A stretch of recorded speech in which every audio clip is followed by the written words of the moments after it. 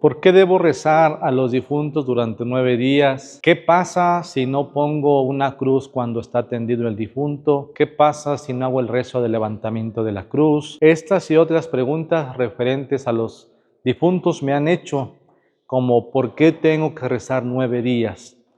Todas estas preguntas las he recibido en mi WhatsApp y voy a dar respuesta. Gracias a todos los que se interesan por su fe. Gracias a todos ustedes que quieren conocer más y que tienen alguna duda. A algunos les preocupa demasiado, les inquieta y vamos a contestar. Así es que te saludo con mucho gusto. Te agradezco que estés conmigo los días lunes. Recuerda que los lunes son días para despejar las dudas de nuestra fe. Tú me puedes mandar la pregunta que tú tengas o la duda a mi WhatsApp y yo poco a poco voy a ir dando respuesta a todas esas preguntas. Así es que para poder contestar estas preguntas que tú me has hecho, vamos a usar la Biblia y también vamos a usar la tradición. Te invito a que me acompañes. Vamos a leer la Biblia en el ambón. Acompáñame. ¿Por qué rezar a los muertos? ¿Por qué rezarle a los que ya murieron? Bueno, primero que nada quiero decirles que esto tiene fundamento bíblico. Aunque hay muchos hermanos separados protestantes que no están de acuerdo a que les recemos a nuestros difuntos, quiero decirte que en la Biblia está que rezar por los difuntos es una acción santa y conveniente. Para esto hay que entender un poco el contexto histórico. Hubo un momento en donde había guerras y entonces había un hombre, un personaje que se llama Judas Macabeo. Voy a leer la segunda de Macabeos. En el segundo libro de Macabeos, en el capítulo 12, versículo 42, ahí habla de los difuntos. Pon atención. Te invito a que si tú tienes Biblia, agarres tu Biblia y lo leas. El heroico Judas animó a la asamblea a que se abstuviera de cualquier pecado, pues acababan de ver con sus propios ojos lo que había ocurrido a sus compañeros caídos a causa de sus pecados. Luego efectuó una colecta que le permitió mandar a Jerusalén unas 2,000 monedas de plata para que se ofreciera allí un sacrificio por el pecado. Era un gesto muy bello y muy noble, motivado por el convencimiento de la resurrección, porque si no hubiera creído que los que habían caído resucitarían, habría sido inútil y ridículo orar por los muertos. Pero él presumía que una hermosa recompensa espera a los creyentes que se acuestan en la muerte. De ahí que su inquietud fuera buena y santa, de acuerdo con la fe. Mandó Judas ofrecer este sacrificio de expiación por los muertos, para que quedaran libres de sus pecados. En la segunda de Macabeos, ¿sí?, el personaje Judas Macabeo está diciendo que en una guerra hubo muchos caídos, muertos. ¿Y qué hizo Judas? Él juntó dinero y lo mandó a Jerusalén. ¿Para qué razón? Para que se ofreciera un sacrificio de expiación por el perdón de los pecados de los que habían muerto. Y dice la Biblia que esa acción que él hizo es una obra santa y conveniente. Por lo tanto, rezar por los muertos es una obra santa y conveniente, está en la Biblia. ¿Y para qué rezamos por ellos? Dice la Biblia, para que se vean libres de sus pecados. ¿Saben cuál es el problema? El gran problema está en que los protestantes, este libro que yo acabo de leer, Segunda de Macabeos, no lo tienen en su Biblia. Ese es el problema, que como su Biblia de ellos es incompleta, ellos no le rezan a los difuntos. Nosotros los católicos sí lo hacemos, porque nuestra Biblia es completa, y en este libro de Macabeos ahí está. Entonces, ¿rezar por los muertos es bueno? Sí, sí es bueno. ¿Para qué? Para que sus pecados les sean perdonados. Ahora me preguntan, ¿y por qué le tengo que rezar durante 9 días? ¿Por qué la novena de un difunto? Cuando alguien muere, ¿por qué tenemos que rezar 9 días? Respondo también, pero ahora voy a responder con la tradición. ¿Qué es la tradición? Lo que se ha venido haciendo. Primero que nada, quiero decirles que la iglesia tiene días que van pasando entre un acontecimiento y otro.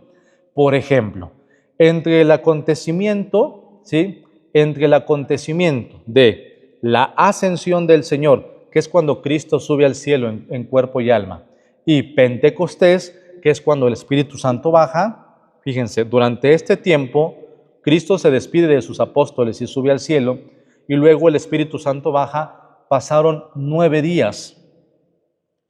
¿Cómo lo sabemos? Por la tradición. ¿Qué es la tradición? Lo que se ha venido compartiendo oralmente, ¿sí? Oralmente. Así nos lo enseñaron y así lo transmito.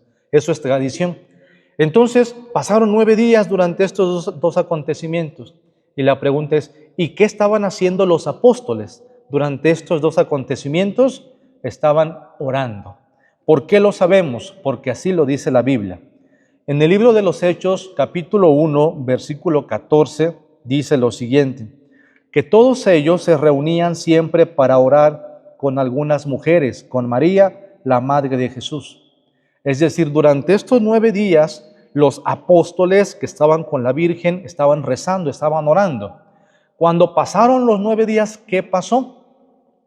El Espíritu Santo baja, ¿sí? Llega el momento de Pentecostés, cuando el Espíritu Santo se derrama. Pero son 9 días de oración, son 9 días de preparación para poder llegar a un acontecimiento especial que es el de Pentecostés. Ahora, estos 9 días, también por historia, sabemos que los romanos y los griegos también lo hacían. Fíjense, desde la época romana y la época griega también hacían oración durante 9 días. Pero ahí está la diferencia, que los romanos y los griegos ofrecían oraciones, ofrecían rezos a sus dioses por sus muertos. Acuérdate que ellos tenían varios dioses, ¿sí? Los romanos y los griegos. Desde antes ya se hacía esto. En el cristianismo, catolicismo, tú y yo pertenecemos, seguimos haciendo durante 9 días oraciones, rezos por los difuntos. Pero la gran diferencia está en que nosotros las ofrecemos al único y verdadero Dios, que es Cristo. Nosotros no creemos en dioses griegos ni en dioses paganos. Nosotros, nuestras oraciones, nuestros rezos, se los ofrecemos a Dios durante 9 días, ¿sí? Por nuestros difuntos. Así es que esto es lo que mucha de nuestra fe, de nuestra tradición, de nuestra cultura hace cuando alguien muere. Ahora, también hay otras novenas. Por ejemplo, en Europa se empezó a introducir durante los rezos de 9 días como preparación a Navidad. Hoy en día ustedes saben que antes de Navidad deben ser 9 posadas, ¿sí? Aunque hoy en día ya hacen preposadas y ya perdieron todo el contexto y toda la riqueza cultural que hay, histórica, pero antes de llegar a la Navidad, al nacimiento de Cristo, deben ser 9 posadas. ¿Por qué 9 posadas? Repito, como 9 rezos de preparación para llegar a un acontecimiento especial que es el nacimiento de Cristo. Entonces, la novena tiene situación histórica, sí. La novena tiene un contexto bíblico, sí. Rezar a los difuntos es bíblico, sí. Ahora, otra pregunta que me hacían referente a los difuntos. ¿Y qué hay con la cruz? Ustedes saben que cuando muere alguien, en muchos lugares de nuestro México querido, se acostumbra que muere una persona, la tienden en su caja y abajo de la caja ponen una cruz de cal. ¿Y eso por qué? ¿No? Me preguntaban algunos, ¿y si yo no le hice eso a mi difunto, qué pasa? O si yo no lo quiero hacer, ¿qué pasa? ¿Por qué lo hacemos? Bueno, respondo. Contexto histórico también. Anteriormente, cuando una persona estaba enferma y veían que ya se aproximaba el momento de su muerte, después de que el sacerdote iba a darle los últimos auxilios, le rezaba, le ungía con santo aceite, se acostumbraba a poner una tela en la casa del enfermo, una tela, y arriba de la tela ponían una cruz de ceniza, ¿sí? Y luego al enfermo lo ponían arriba de esa cruz de ceniza, en esa tela. ¿Y para qué? ¿No? Van a decir, ¿y para qué hacían eso? Ahí lo dejaban hasta el momento de su muerte. Hasta que la persona ya moría, ahí estaba, en la cruz de ceniza. ¿Y para qué? Para recordarle que había llegado el final de su vida. Porque después de esta vida terrenal o temporal que tenemos, van a pasar los años. Y lo único que va a quedar de nosotros, ¿qué cosa es? Ceniza, ¿sí? Polvo. De hecho, el miércoles de ceniza, eso es lo que se te dice, ¿no? Polvo eres y al polvo volverás. Entonces, imagínense el contexto histórico que se vivía anteriormente. Un enfermo lo ponían en una cruz de ceniza, en un lienzo en su casa, y ahí lo dejaban hasta que moría. Bueno, eso que hacían anteriormente fue trascendiendo. Claro, han ido cambiando algunas cosas, ¿no? Por ejemplo, hoy en día ya no se pone el difunto encima de la cruz, pero sí se sigue acostumbrando en muchos lugares que debajo de la caja o del ataúd ponen la cruz de ceniza, o algunos la ponen de cal, ¿no? Y hay otras tradiciones, por ejemplo, Guerrero, Oaxaca, que son estados con muchas tradiciones.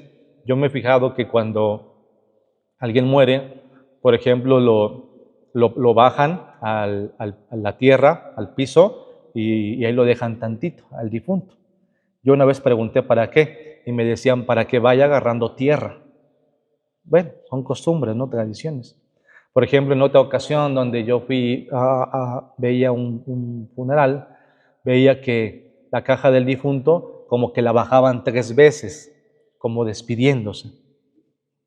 Tradiciones, ¿no? Entonces, hablando de la cruz de cal, pues este es el contexto histórico, ¿sí? Por eso se pone.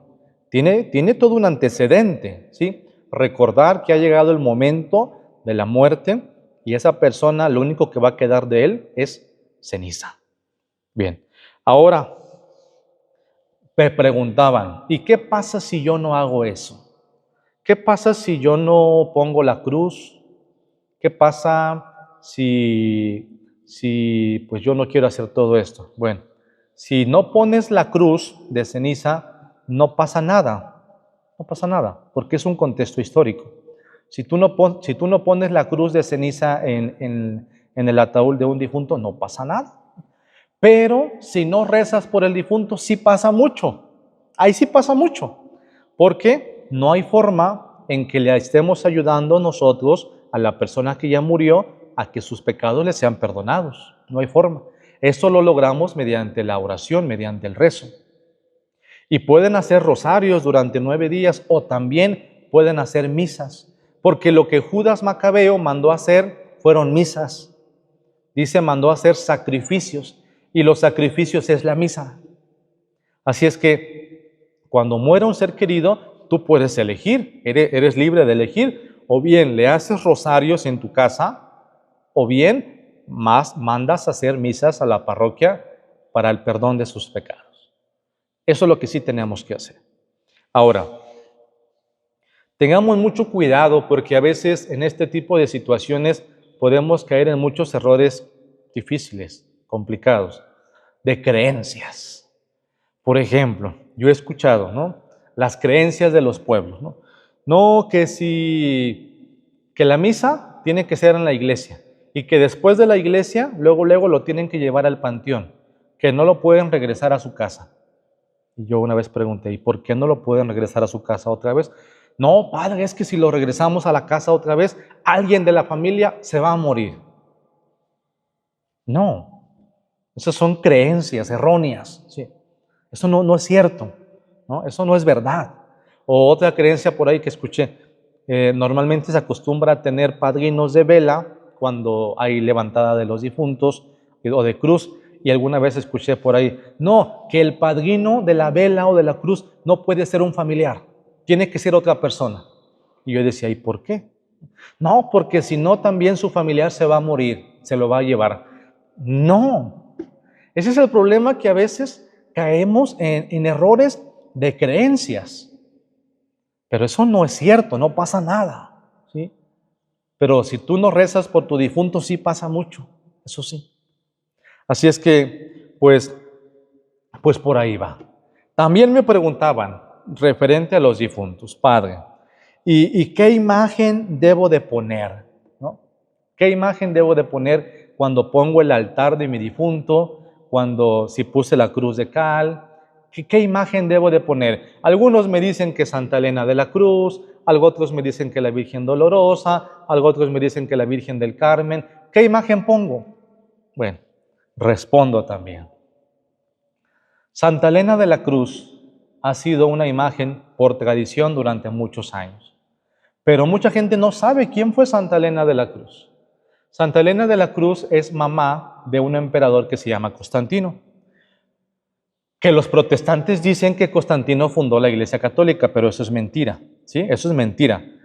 Constantino es el que declara el cristianismo como religión oficial, pero los protestantes dicen que él creó la Iglesia Católica por ignorancia, porque no conocen historia y porque no han estudiado. Bueno, Constantino declara el cristianismo como religión oficial del imperio.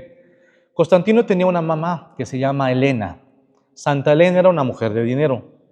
Ella manda a buscar la cruz de Cristo, porque la cruz de Cristo, con tantas guerras que había habido, se había perdido. Entonces Santa Elena de la Cruz manda hacer excavaciones para encontrar la cruz del Señor, ¿dónde estaba, no? Bueno, empiezan a hacer excavaciones y encuentran muchísimas cruces, pues, tantos que en aquel tiempo mataban o ajusticiaban de esa forma, ¿no? Entonces, para saber cuál de todas estas cruces es la de Cristo, ahí va. Dice la tradición que llevaron las 3 cruces que habían encontrado juntas, porque encontraron 3 cruces juntas, y agarraron una cruz, se la pusieron a un enfermo y se agravó más. Agarraron otra cruz y se la pusieron al enfermo y lo mismo. Agarraron la tercera cruz, se la ponen a un enfermo y milagrosamente sana. Así es como se descubre que esa es la cruz de Cristo. Entonces, Santa Elena de la Cruz es la mujer que descubre la cruz del Señor. Es la que manda a encontrarla. Por eso se llama Santa Elena de la Cruz.